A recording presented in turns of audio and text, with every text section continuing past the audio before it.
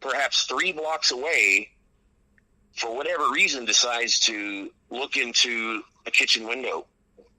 Wow. And there were cops there. Yeah. And we seen the flashing lights long before he run right to those cops, right to a door that he got in, and the cops had stopped us, told us hey, what's going on, And we were out of breath, and it took me a while to get my composure and tell him that guy was, we just caught him staring in, through a window. Mm-hmm.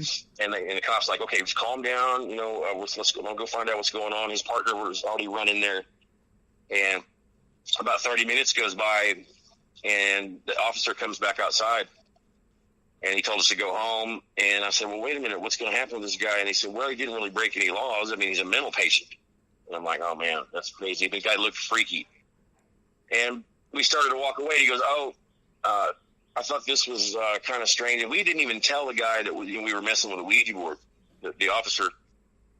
And he said, we asked him why he escaped, because he'd never escaped before.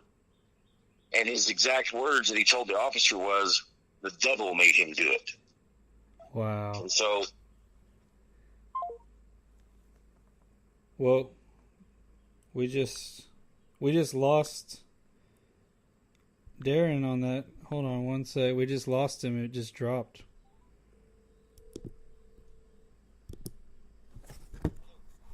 Hey, Darren, hold on one sec. For some reason, the call just dropped on us. Or it was a good place to drop the call. Was that?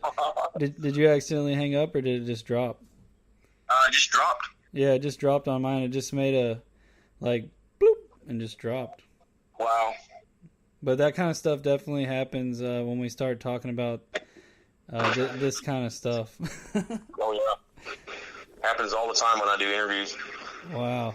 So that was right after you said the devil made him do it. That's the last thing I heard, and then it dropped. Yeah, it's that was a pretty crazy experience, and then years later, when I found out that other people were also having experiences with this thing. Mm-hmm. I just couldn't believe it, and I it started an obsession of mine to try to find out what the hell's going on with this thing. Okay. And in 2007, I had run across a group of stories that was online that I have on my blog at DarrenEvansParanormal.blogger.com. I have screenshots of this particular paranormal message thread in which people were discussing Ouija boards, and someone from Africa on a Nigerian paranormal message forum had mentioned or had asked publicly if anybody had ever had something called ZO-ZO appear on their boards. Mm-hmm. Now, recently I've been accused of fabricating the phenomenon, and that prior to 2009, when I come public with some of my research, that there was no information on the Zozo Phenomenon. I can tell you that is totally incorrect. The first account that I'd found on a Ouija board was from the 90s, and it involved a guy, a story called Zozo the Reptoid.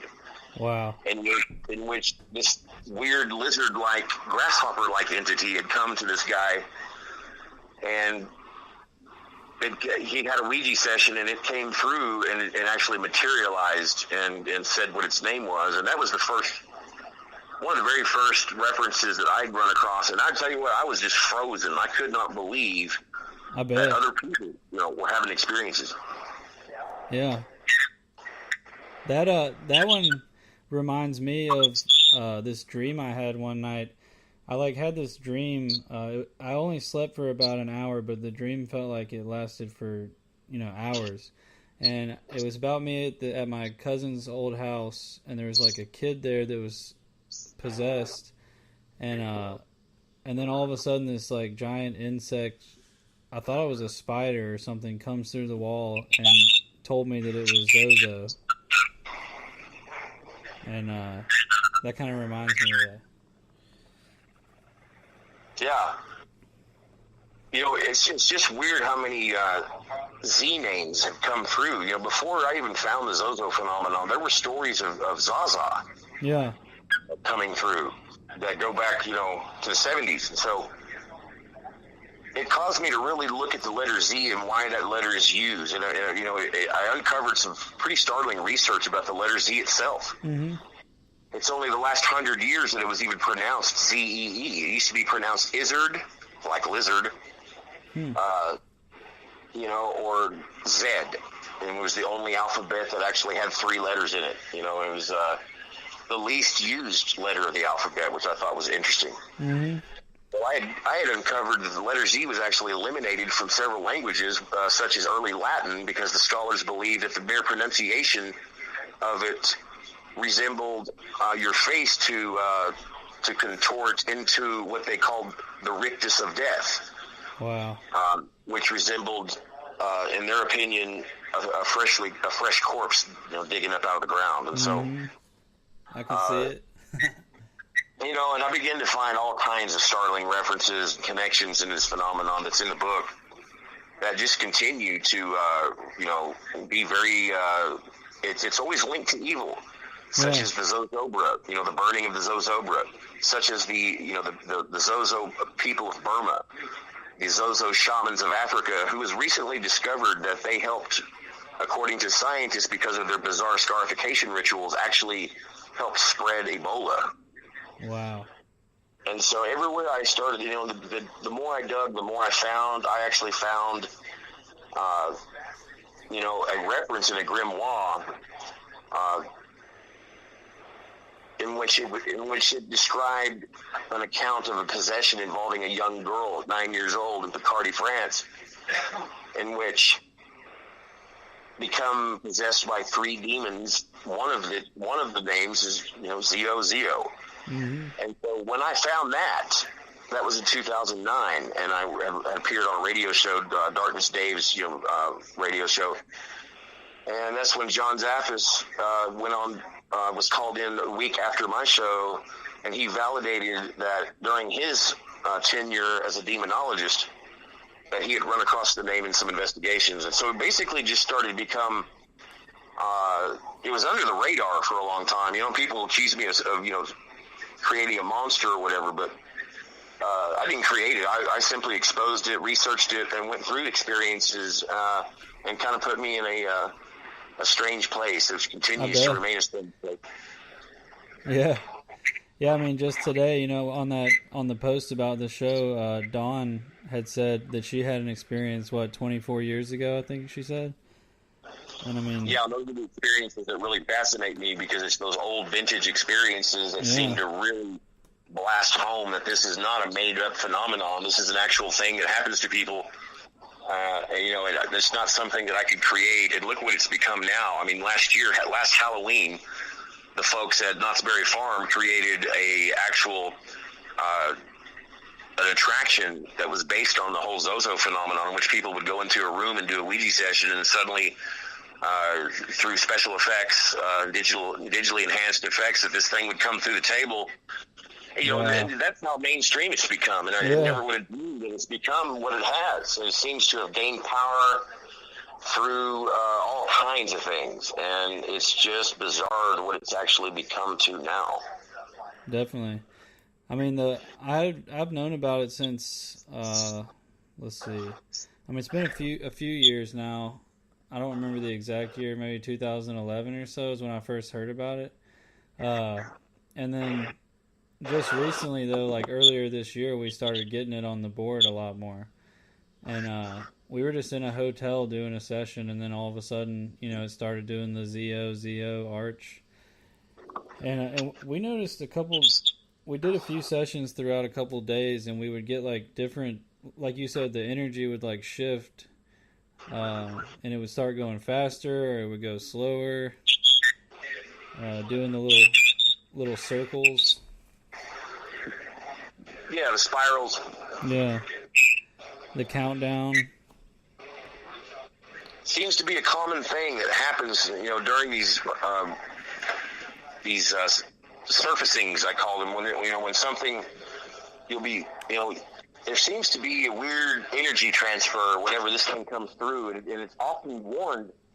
You might be talking to a mundane spirit, and it might say, run, or something like that, and then you're like, why? And, Zozo's coming, That's happened to a lot of people, and recently come across a very strange set of circumstances in my research. It's not in the book.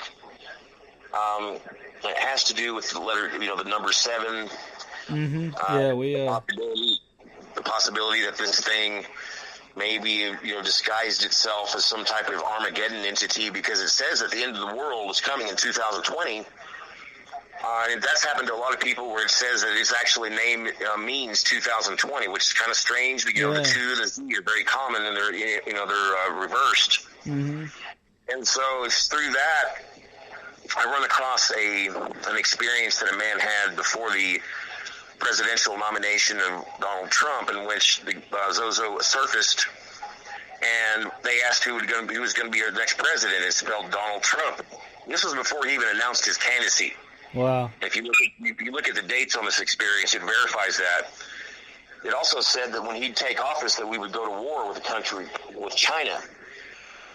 That hasn't happened, thank God. But not all these prophecies come true, such as what happened with the Gulf Breeze incident, the Gulf Breeze 6, when we had some military officials that were involved in mind control, that were using the board and testing it and using it in some type of capacity of research.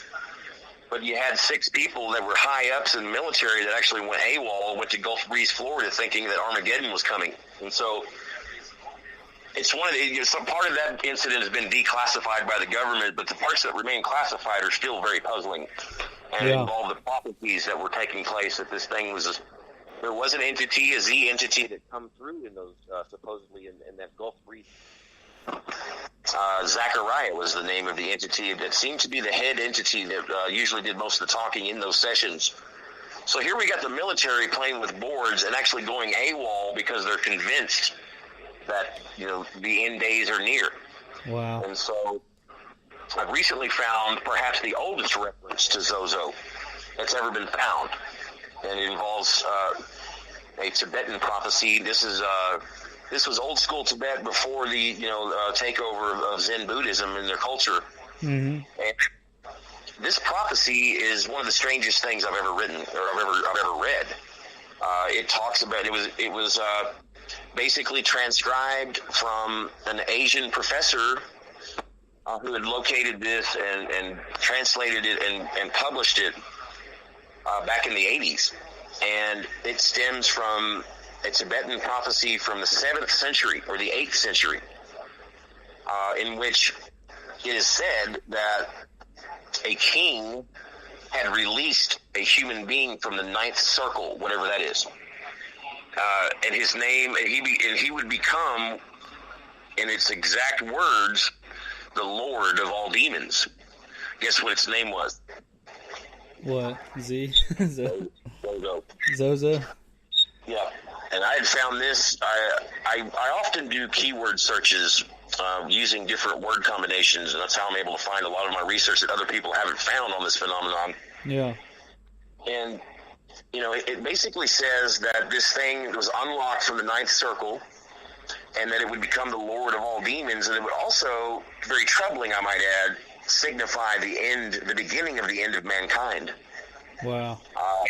And so, when you find all these direct demonic references, then you have to ask yourself, what are we really dealing with here? Is it demonic? Is it, are we full of it? I mean, obviously we're not, because we're finding all these different references to Zozo being a very evil, basically a connotation of evil, such as the experiences, from an early Italian Pope, Francisco, who, 700 years ago, in a sermon, it was documented that he made reference to what he called the Mass of Zozo, and basically said that it was, they spoke Latin back then, and basically he said commune omnium daemonum, which strangely enough is translated as to common to all demons. And I found dozens of references like that jump geographical and cultural borders. Yeah. So